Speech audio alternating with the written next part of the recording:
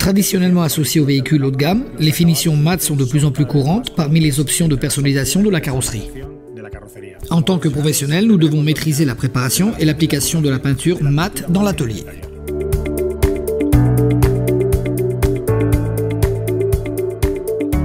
Le vernis mat donne à la surface une micro-rugosité, de sorte que la lumière directe est réfléchie de manière diffuse dans toutes les directions, ce qui diminue la perception de l'aspect brillant.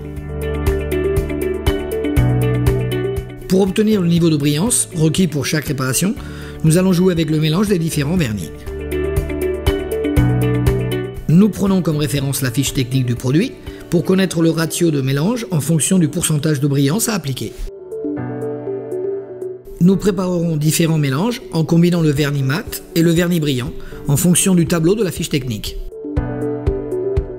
Nous appliquons ensuite chaque mélange sur différentes plaquettes métalliques d'échantillons et vérifions avec la surface à réparer laquelle correspond le mieux en termes de brillance, de couleur et de texture.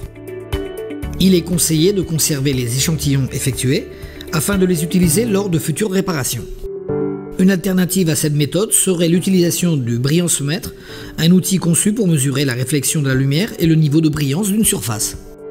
Cependant, il n'est pas très utilisé dans l'atelier de carrosserie.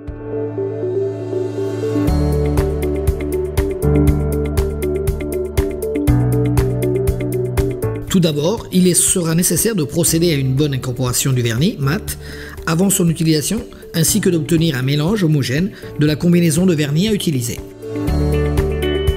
L'utilisation d'un vernis mat, facile à appliquer, au fini lisse et représentant une excellente résistance aux rayures et au contact avec les hydrocarbures sera essentielle pour obtenir une belle finition. Il est très important de respecter la quantité précise de durcisseur à inclure en fonction de la fiche technique du produit.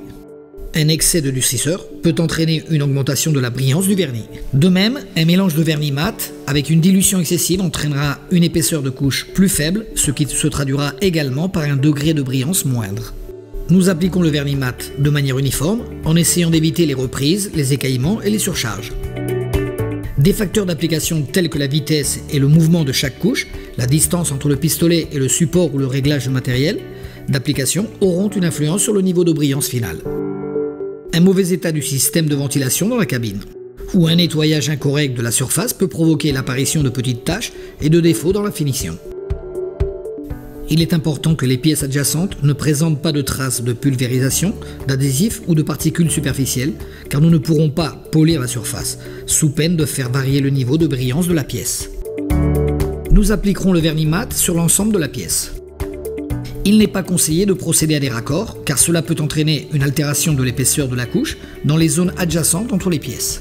N'oublions pas qu'il n'est pas possible de lustrer une surface ayant un fini mat. Il convient de faire preuve de prudence lors de l'application de certaines couleurs métallisées ou nacrées, car le niveau de brillance peut être plus difficile à ajuster. Une couche de vernis mat d'une épaisseur excessive se traduira par une surface plus brillante.